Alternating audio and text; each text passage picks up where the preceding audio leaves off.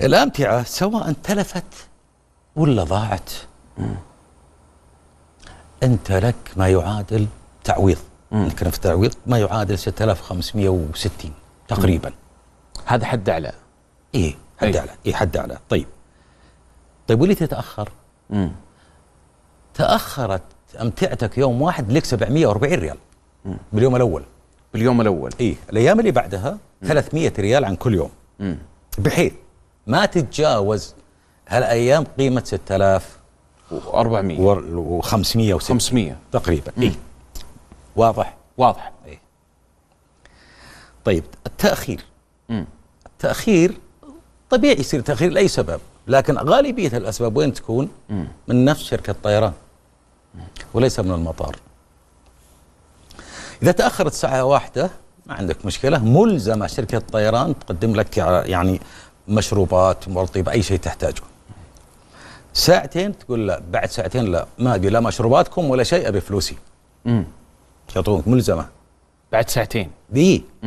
ما أنا أقول لك اللائحة عجبتني جدا ودقيقة ومهمة مفصلة جدا. 3 ساعات لا، يعطونك وجبة وملائمة، مو أي كلام زي بعض الطيران الخاص يعطيك أي شيء ساندويتش مثلا.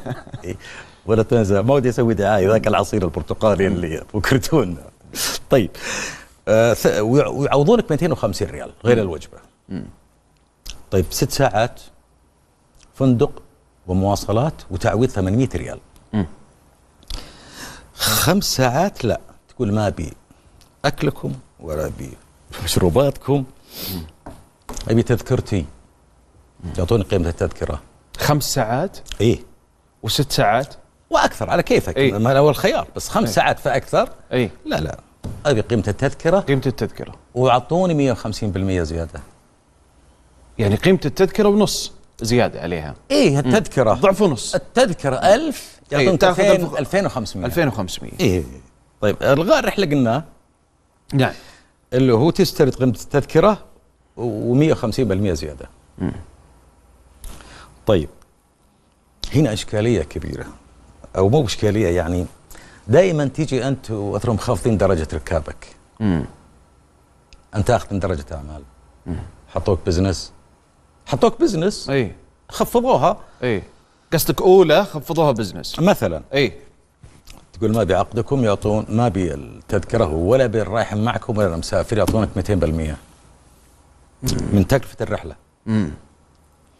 طيب إذا قبلت أنك تسافر، أي حطيتوني بزنس أركب معكم، تركب معهم يعطونك 50% ويعطونك فارق السعر بين الدرجتين.